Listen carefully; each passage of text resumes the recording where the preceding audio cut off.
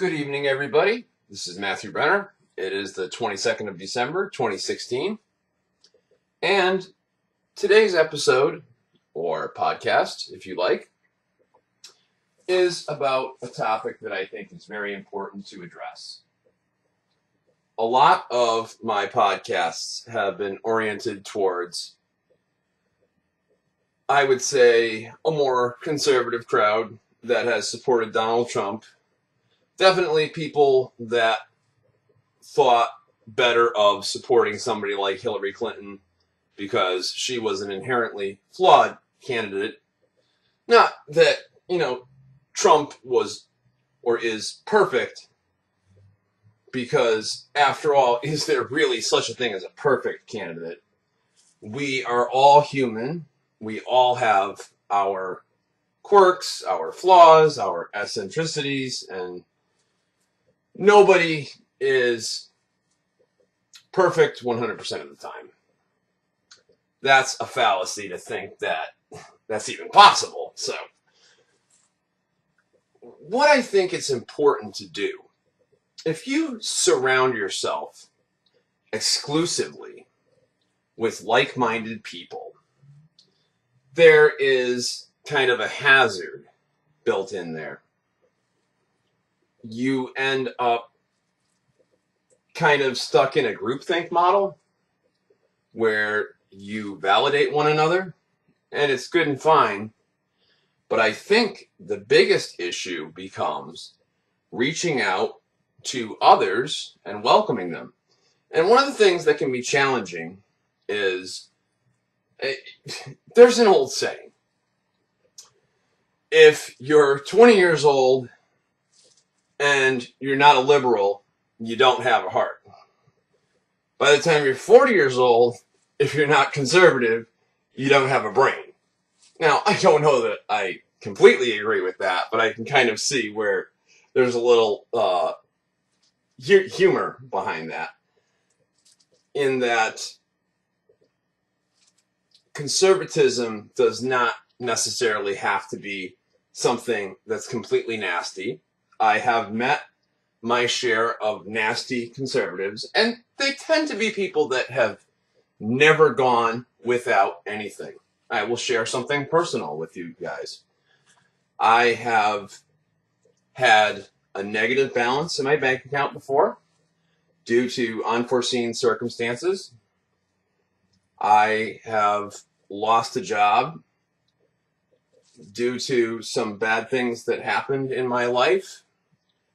My daughter had gotten really sick at one point, and there was even one point where we were really low on food, and I made sure that my kids could eat, and I just, ate whatever I could.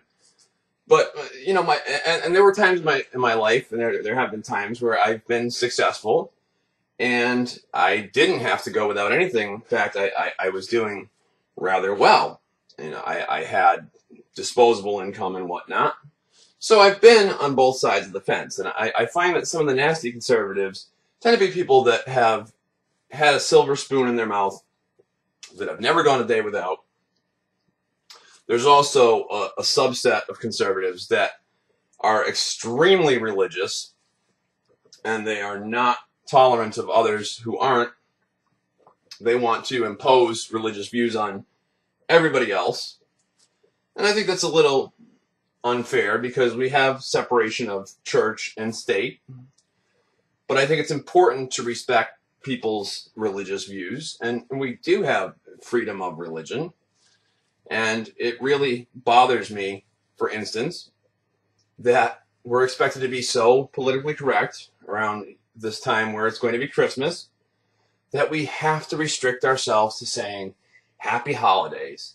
When I just assume, when I generally have this sense that people celebrate Christmas, and I want to say Merry Christmas, I don't want to feel that I have to be encumbered. I want to be able to say Merry Christmas.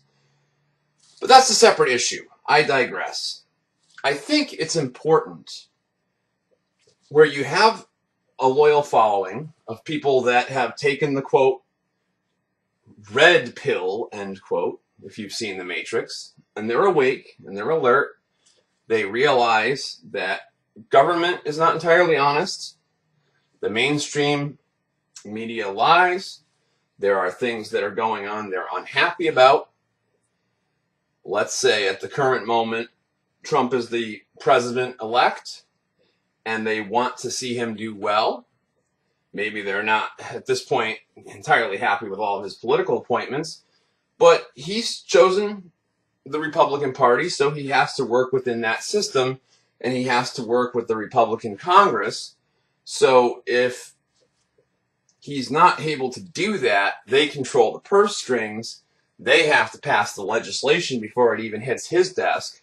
And if he doesn't want to be like his predecessor, Barack Obama, he can't jam everything through via executive order, because that's not the spirit of how government was meant to be. Executive orders are reserved for very specific types of things. And I'm very happy that he wants to get away from this warmongering and regime change. And there's a lot of other things I'm happy with, but I'm not here to extol the virtues of Donald Trump either. What I'm getting at is there is a crowd of people, the ones that the hardline conservatives make fun of as the snowflakes and the buttercups and the social justice warriors and the libtards and the Bernie bros and whatever other colorful words you can throw at them. And I think that the problem is in the education system, going right down into grade school, especially into the upper echelons of academia, is that from kids onward, they are indoctrinated into intense liberalism. So they never even stand a chance to see the world from a different viewpoint or get exposure to multiple viewpoints. And I'm not saying that we shouldn't be tolerant of liberals, but I've found that when people are only exposed to liberalism and extreme liberalism, like far left liberalism, they tend to be extremely intolerant. And there again, this is not to say that there aren't intolerant conservatives, but I will tell you what, I've been on social media and I've been unfriended and flamed and trolled by liberals, and I found that if something serves them, they'll use it, but when they don't want to hear about it, oh boy. For example, when WikiLeaks suited their agenda, they were very pro Julian Assange. But all of a sudden, when the excrement hit the fan about Hillary Clinton, all of a sudden, Julian Assange was a dirtbag. So some of those people can turn on a dime. All I'm saying is, I think there should be a way to reach some of these people. And, it has to be done with a degree of diplomacy. You can't come at these people who have their belief system, guns blazing, and expect to win them over. You have to have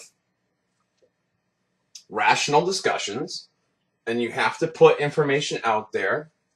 You can't send them flying down the rabbit hole at 1,000 miles per hour, because some people just can't take that. I am building off of the last piece of work that I released, where I was talking about an all-inclusive citizen journalism website that has articles and videos, where I wanted to be able to get different kinds of opinions that have facts, that have sources, that could avoid being smeared as so-called fake news. But if all we're doing is just stroking each other's ego, and we're not pulling anybody else under the tent, after a while it gets kind of played out. The idea is to share ideas with like-minded folks, but where we can, to bring other people into the discussion and maybe to win them over. Not necessarily to make them like Donald Trump, because that might not be entirely possible. They might not agree with him on everything. But maybe to show them that the media are not entirely honest. In fact, there's a big problem with that, in that they have to be in lockstep with government. Maybe to show them that there are some so-called conspiracy theories that actually have legs. Maybe to introduce them to the idea of the perils of central banking. Perhaps they could be shown how biased the systems that they've come from can actually be. The pervasive, aggressive liberalism in academia, the fact that there is a lot of revisionist history out there and a lot of facts that have been distorted or just downright omitted from what they've been taught in school. I've found that a lot of the millennials I've come in contact with, I'm getting closer to 40 now, so a lot of the teens and 20-somethings I've talked to just don't seem to have that much of a knowledge base, and they seem to have these very distorted notions about things. And I don't know where they get some of these ideas. I don't know if it's the professors or the teachers where they went to school, or just maybe things they imagine in their ideal little world. But the idea is to have something where you avoid this hostility, because I have noticed things have become very, very, very divided, and people have gotten very, very nasty. And it's just disappointing. We all live in this country together. There's different races and ethnic backgrounds and origins, different religions, different orientations, and I'm inclined to be tolerant and accepting. But if I'm dealing with an intolerant ass that doesn't want to give anyone else a chance to say anything else, and it's their way or the highway, then, you know, I'll try for a little while to expose the person to reason.